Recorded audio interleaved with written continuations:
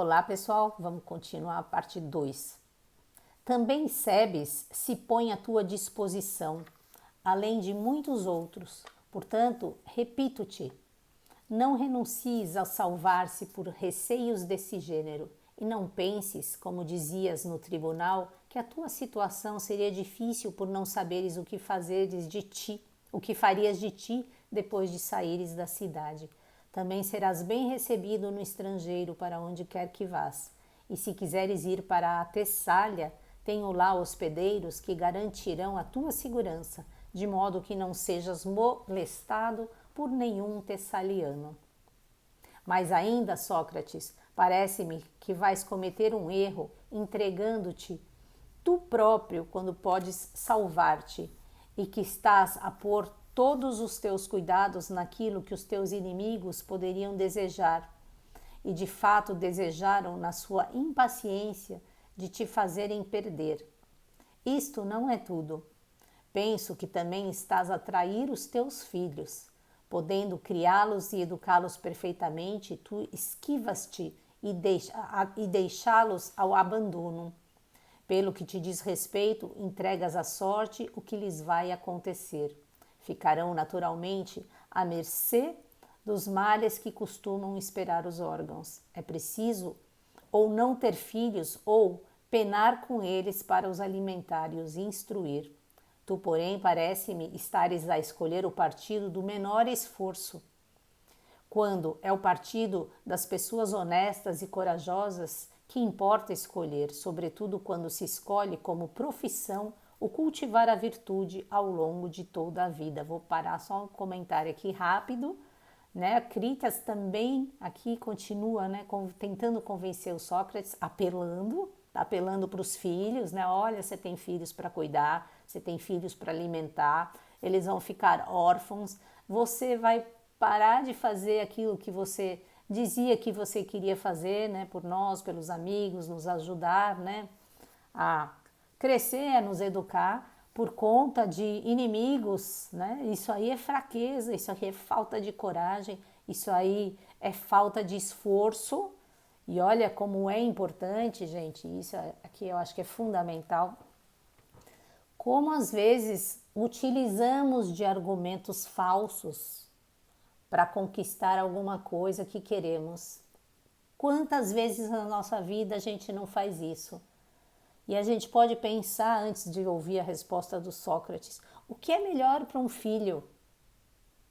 É ter um pai honesto, é um pai que atende à justiça, que respeita as leis, ou é um pai que foge, que desacata a lei, mas ele está presente. O que é mais importante para um filho é ter dentro da sua casa um pai pacificado, um pai que contribui, um pai que educa, ou ter na sua casa, por exemplo, um pai que briga, que destrói e tantas outras coisas. Por que eu estou falando essa questão, por exemplo, do pai, né? A gente às vezes vê nas nossas vidas situações onde a gente quer, por exemplo, manter a família junto. Muitas vezes a gente ouve, puxa, mas que dó, né? Aquela família se separou. E a gente vai falando coisas por falar, né? Coisas que são automáticas, porque é muito importante para um filho ter um pai em casa. Depende do pai, né? É muito importante se esse pai é um pai que constrói, se é um pai honesto, se é um pai referência, se é um pai que vive em harmonia com a família. Mas só porque ele é um pai, ele não tem que estar na casa, assim como se fosse a mãe. Entende aqui que esse raciocínio é um raciocínio que nós fazemos na nossa vida? E é por isso que a gente, quando olha o Sócrates aqui, a ideia não é só aprender o que ele fez, e que bom, eu sei o que ele fez, é como é que ele pensava, quais são as reais motivações que fazem dele um homem tão grande. E aí a gente, quando estiver na nossa vida, a gente pode, ao falar ou ao tomar uma decisão, a gente pode pensar, isso realmente é um ato de coragem? Porque coragem vem do coração, Coragem tem que ser algo que une, não tem que ser algo que separa, não tem que ser algo que é contra a lei. Então, vamos continuar. Vamos lá. Vou voltar só esse pouquinho, né? É bem forte, né, o que ele diz aqui. Sobretudo quando se escolhe como profissão cultivar a virtude ao longo de toda a vida. Ou seja, faz algo errado, mas continua fazendo, né, esse cultivo da virtude porque você vai estar vivo. Já dá para perceber que isso é uma contradição, né? Sócrates falava sobre virtude o tempo todo. Como é que ele vai fugir, vai subornar, que é um anti-virtude, e continuar sendo exemplo? Tá claro que para onde ele for, ele não vai poder ser ele mesmo? Então o amigo está tentando convencer, olha, tá tudo bem, já tem uma cidade, vão cuidar de você lá, tá tudo ok. Mas é impossível para a gente ser a gente mesmo se a gente falta com aquilo que é a nossa essência. Não estamos falando de personalidade, inclusive, estamos falando da essência da alma, né? E aí podemos pensar sobre a nossa essência. Sinto-me envergonhado por ti e pelos teus amigos, com medo de que atribuam à nossa falta de coragem tudo o que se passa contigo. A introdução do processo no tribunal, quando ela podia ser evitada, a maneira como o próprio debate tem sido conduzido, finalmente o desenlace ridículo a fazer crer que por moleza e covardia não nos tenhamos empenhado no teu processo, uma vez que não te salvamos, nem tu te salvaste a ti mesmo, quando isso era com certeza possível, por pouco que te houvéssemos apoiado. Vê, portanto, Sócrates, se não há em tudo isso, sem falarmos do mal que te espera, qualquer coisa de vergonhoso, tanto para ti como para nós. Vamos, reflete. Ou antes, já não é tempo de refletir, deves ter refletido. E só há um partido a escolher, pois é preciso que tudo seja executado na próxima noite. Se continuarmos a esperar, já nada será possível fazer. É absolutamente importante, Sócrates, fazer assim. Ouve-me e faz o que eu digo. Resposta do Sócrates. Ó meu caro Críton, o teu zelo teria muito valor aos meus olhos se estivesse de acordo com o dever, palavra fundamental aqui. Senão, quanto mais ardente, mais deplorável. Temos então de examinar se devemos fazer o que propões ou não, porque não é de hoje, mas de sempre que tenho por princípio escutar em mim apenas uma voz, a da razão, a qual submetida a exame me parece a melhor. Os argumentos que defendi até agora não os posso rejeitar por me ter acontecido um mal. Ao contrário, surgem-me sensivelmente idênticos e por eles o mesmo respeito e a mesma deferência que anteriormente.